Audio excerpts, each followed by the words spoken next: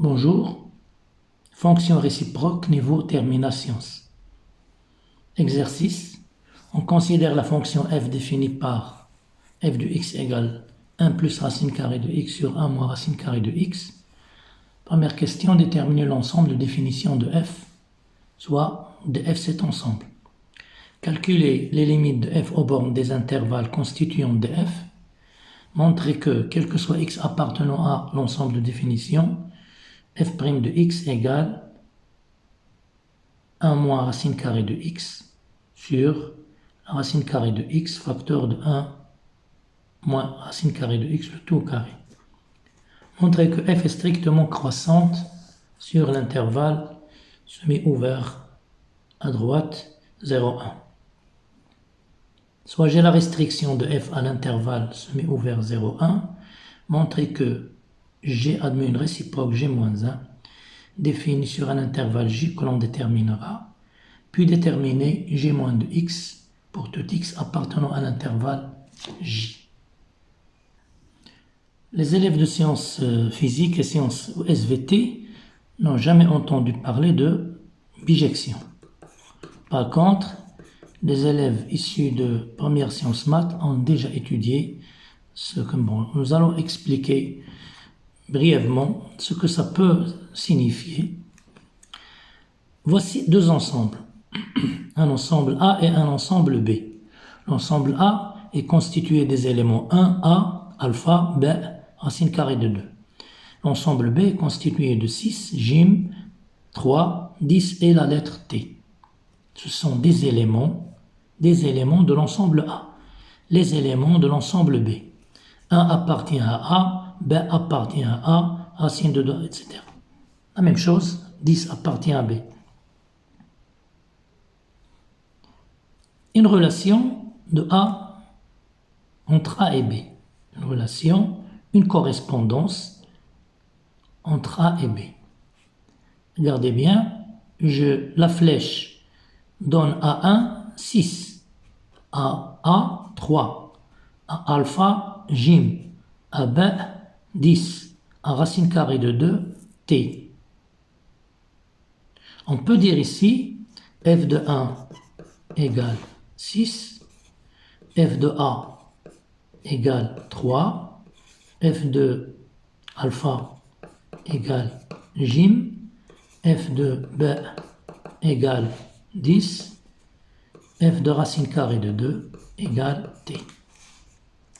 À chaque élément de l'ensemble A appelé ensemble de départ, à chaque élément de A, ensemble de départ, on associe uniquement un élément de B, ensemble d'arrivée. À chaque élément de l'ensemble de départ, il y a un élément unique dans l'ensemble d'arrivée. Et à chaque élément de l'ensemble d'arrivée, un élément unique de l'ensemble de départ. On appelle ça une bijection. Alors, on a dit que à tout élément de l'ensemble de départ, il y a un élément de l'ensemble d'arrivée auquel arrive la flèche. À tout élément de l'ensemble d'arrivée, il y a un élément de départ unique. 1 avec 6, A avec 3, alpha avec J, B avec 10 et racine de 2 avec 3, T. T avec racine de 2, 10 avec B, J avec alpha, 3 avec A et 6 avec 1.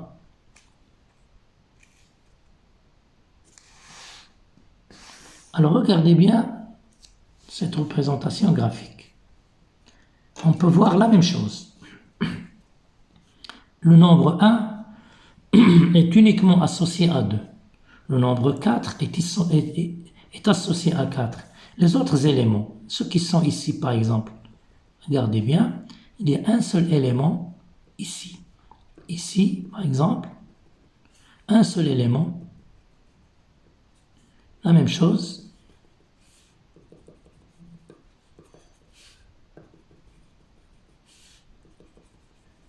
Alors, à chaque élément de l'ensemble de départ, qui est l'intervalle 1, 4, il y a un élément unique de l'ensemble d'arrivée, qui est ici 2, 4. à chaque élément de cet intervalle, on associe une valeur unique f de x, une valeur unique. Et à chaque élément de l'ensemble d'arrivée, on associe une valeur unique de l'ensemble de départ. La ligne rouge, c'est une représentation graphique, la représentation graphique d'une fonction. Remarquez que cette ligne, elle monte de gauche à droite, elle monte de gauche à droite, elle monte de gauche à droite. Elle ne se coupe pas. Elle est donc strictement croissante et continue. Elle ne se coupe pas, elle est strictement croissante et continue. Donc je peux parler de bijection lorsque j'ai une fonction strictement croissante et continue. De même, si la fonction est strictement décroissante, on aura la même chose. Regardez bien. On aura la même chose. À chaque élément de cet intervalle, on trouve un élément de cet intervalle. À chaque élément de cet intervalle, on trouve un élément. Donc chaque x ici est associé uniquement à un f de x dans l'autre intervalle. Alors là, la fonction elle est strictement décroissante. Qu'est-ce qu'on va dire? En général, nous allons dire que la fonction ici, elle est continue et strictement monotone. Monotone, ça veut dire soit, je dis bien soit, croissante, soit décroissante. On dit soit croissante, soit décroissante. Il faut faire la différence entre ou. Là, c'est une disjonction exclusive. Il y a le ou, la disjonction, P au Q. Rappelez-vous l'année passée, la leçon de logique, P au Q. Ici, je ne parle pas de... Cette proposition, elle est vraie lorsque P est vrai, lorsque Q est vrai, lorsque les deux sont vrais. Mais cette expression-là, elle est vraie si seulement et uniquement l'une des deux est vraie. Soit C, soit D. Ça s'appelle la disjonction exclusive P, X, Q. Alors, si la fonction est continue et strictement monotone, elle est bijective. Dans le programme de termination, on ne prononce pas le mot bijective ou bijection. On dit directement qu'il admet une fonction réciproque. Mais en fait, sous-entendu que la fonction est bijective. Qu'est-ce que la fonction réciproque? Je reviens ici. Ici, je ne parle pas de ici, c'est une application, c'est une fonction non numérique, bien sûr, parce que là, il y a des lettres. Là. Et la variable n'est pas réelle. La variable, c'est ici. On dit fonction numérique d'une variable réelle. Ça veut dire numérique, on arrive sur des nombres. Variable réelle, l'ensemble de départ, c'est un sous-ensemble de l'ensemble R. Alors là, regardez bien la bijection. 1, 6, A, 3, alpha, J, B, 10. Racine de 2, t. Alors maintenant, f-1 de 6 égale 1. f-1 de 3 égale a. f-1 de j égale alpha. f-1 de 10 égale b. f-1 de t égale racine carrée de 2. Réciproque. 1 a pour image 6 par f. 6 a pour image 1 par f-1. Dans cet exemple, la fonction n'est pas monotone sur l'intervalle 1,10. Elle n'est pas monotone parce qu'elle est ici croissante et là elle est décroissante. Fonction strictement croissante sur l'intervalle 1,6, elle est monotone sur l'intervalle 1,6. il est monotone, il est strictement monotone sur l'intervalle 1, 6, donc il admet une réciproque sur l'intervalle 1, 6. La fonction, elle est strictement décroissante sur l'intervalle 6, 10, donc elle admet encore une réciproque sur l'intervalle 6, 10. Mais sur l'intervalle 1, 10, on ne peut pas dire que la fonction est strictement monotone. Elle est strictement monotone sur l'intervalle 1, 6, strictement monotone sur l'intervalle 6, 10. Quand on dit strictement, croissante, strictement décroissante, strictement croissante, strictement décroissante. Dans le cours, on parle de croissante et de strictement croissante. Mais en fait, quand je fais par exemple, je vous donne un exemple ici simple, alors là,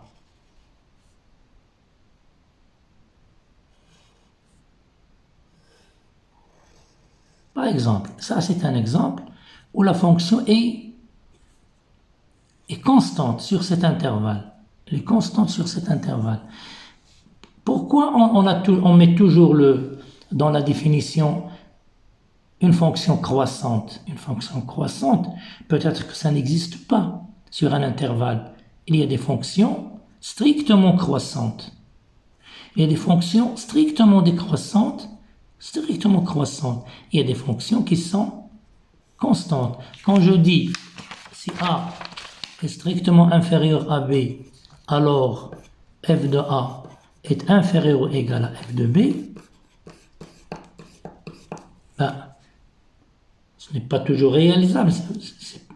On peut même dire que c'est presque impossible, l'égal ici. Quand on a des égalités, alors là, la fonction, elle est constante. Donc il est préférable, même dans les examens, on vous dit montrer qu'elle est croissante. Ben, je ne sais pas pourquoi elle pose ces questions comme ça, mais généralement, il faut poser la question, montrer que la fonction est strictement croissante, strictement décroissante. Ben, si elle ne l'est pas, elle va être constante. Ils peuvent vous dire que dans ce cas-là, la fonction elle est croissante. Oui, mais là, elle est constante. Ah, c'est un problème sur les manuels. Ben, je ne parle pas seulement des manuels marocains. Partout, je ne sais pas pourquoi on dit croissante, une fonction croissante. Une fonction est strictement croissante, strictement décroissante. Une fonction est constante. Ben, si des collègues ou des élèves ont des remarques, vous pouvez m'en faire part. Alors, si une fonction est continue et strictement monotone, strictement croissante ou strictement décroissante, alors elle admet une fonction réciproque. Alors, la fonction réciproque, elle admet une fonction. Bon, j'ai l'intervalle de départ, l'intervalle de définition.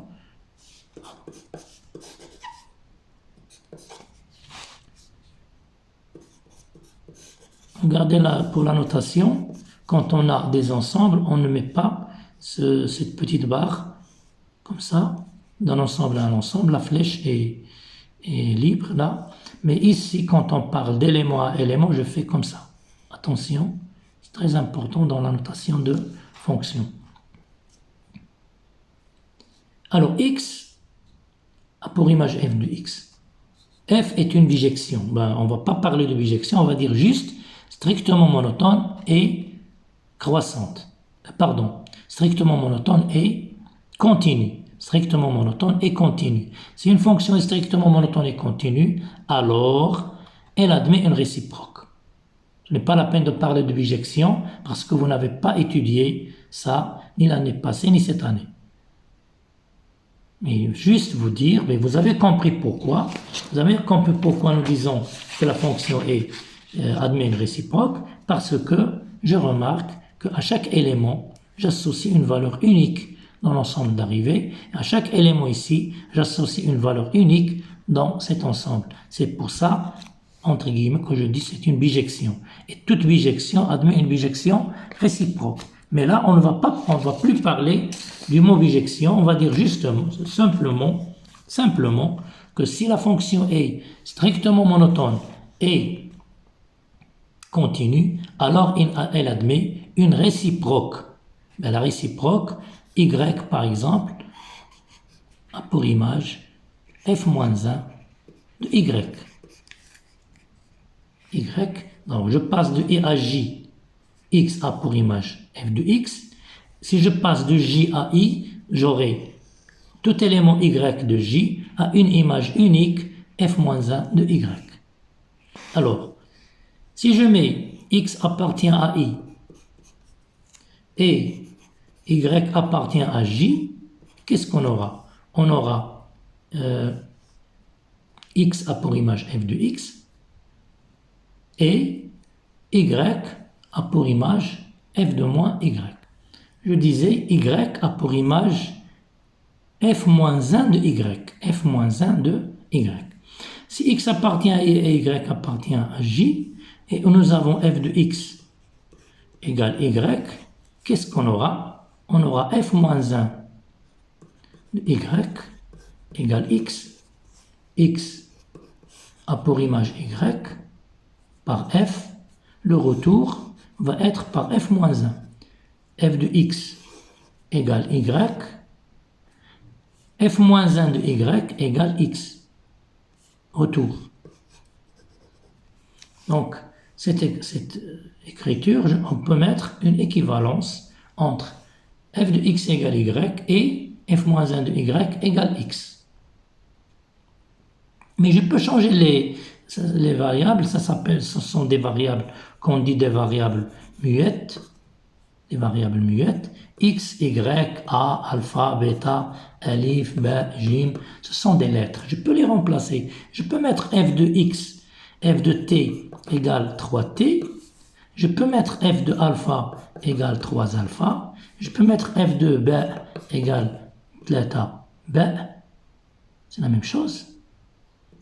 Vous voyez? Alors, la lettre n'a pas d'importance. Ce sont des variables muettes. On peut changer. C'est la même fonction là. Nous avons la même fonction. Donc ici, je peux changer les lettres et mettre f de y égale x. C'est seulement si f-1 de x égale y. Regardez bien. Si y a pour image x, maintenant nous allons changer. Nous allons écrire y appartient à l'intervalle là. Nous avons x, mais là je vais mettre y, c'est l'élément de i. Et x est un élément de j. Y a pour image, voici i et voici j. Y a pour image x. F de y égale x. F de y égale x. Alors, j'aurai f-1 de x égale y. Avec ça, je peux trouver l'expression de f-1 de x.